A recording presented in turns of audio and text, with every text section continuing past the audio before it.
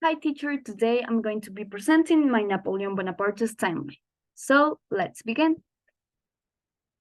On August 15, 1769, Napoleon Bonaparte was born in Ajaccio in Corsica. The Bonapartes were a noble family who owned land, vineyards, and a comfortable house, but they were not always well off. 1771. France recognized the noble origins of his family, and thus he was able to access the schools uniquely assigned to the nobility. 1784, he entered the military school in Paris, where Napoleon studied artillery. He finished his studies on 1785, exactly on October 28, and received his diploma. In 1787, he was between Corsica and Paris. He got into politics, supporting the union between Corsica and France, for which he earned several enemies who supported independence. 1789, the French Revolution took place. It was a constant struggle between the privileged monarchy and the people of the town, who little by little were dying of hunger.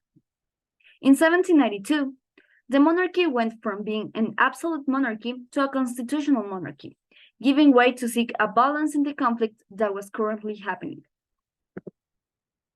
1793, the king was executed, and after that, the political life changed drastically.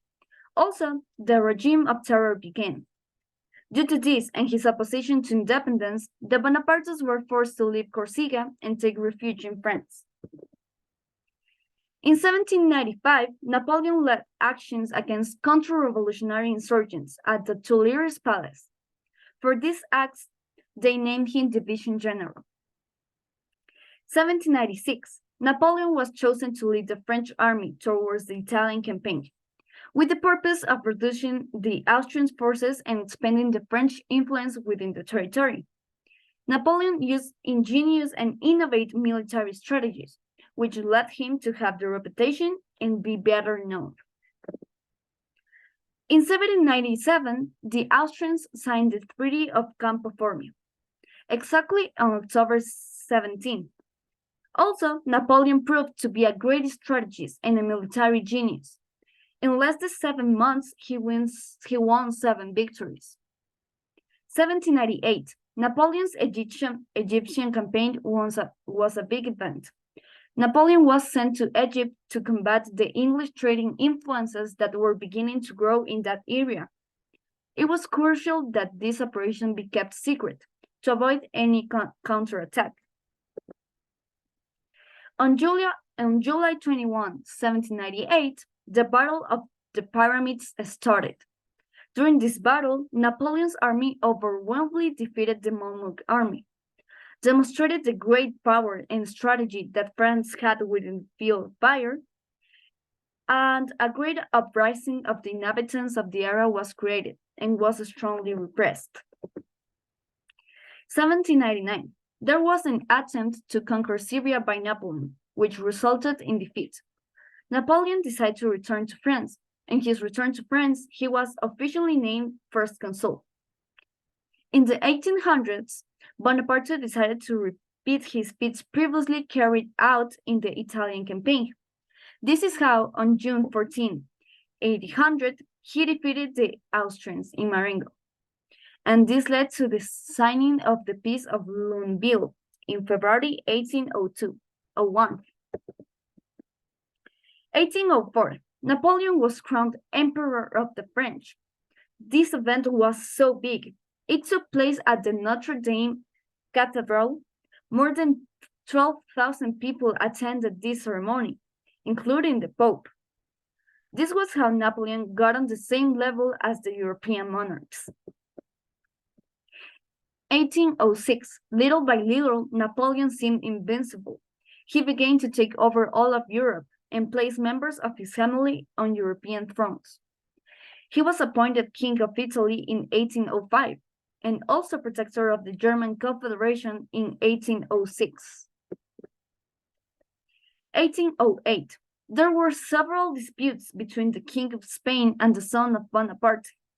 which led to Napoleon putting his own brother in charge of the Spanish throne.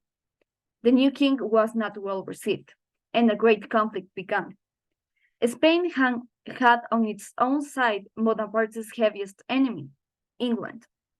After an intense battle for independence of Spain, France lost, thus demonstrating to all Europe that they were no longer invincible and weakened the Napoleonic army. During April 1809, began what could be called the strongest and most remarkable campaign of Napoleon during his entire career. He had quite a few wins like Egmont or Wagram. It was like the peak of his career, but of course there were also the losses. Thanks to the victory of Wagram, the Austrians finally signed a peace treaty.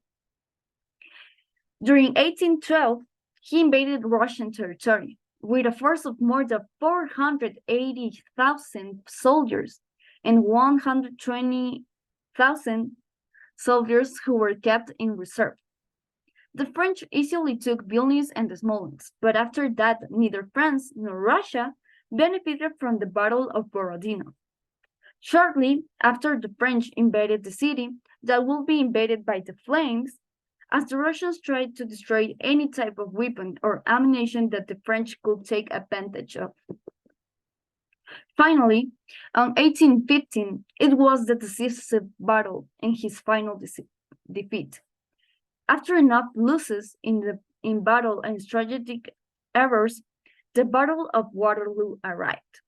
At the Battle of Waterloo, Napoleon Bonaparte was finally defeated and refused to make a resistance campaign. Even so, his closest allies recommended it. So this is all. Thank you for attention, and I hope you like it. Have a good night.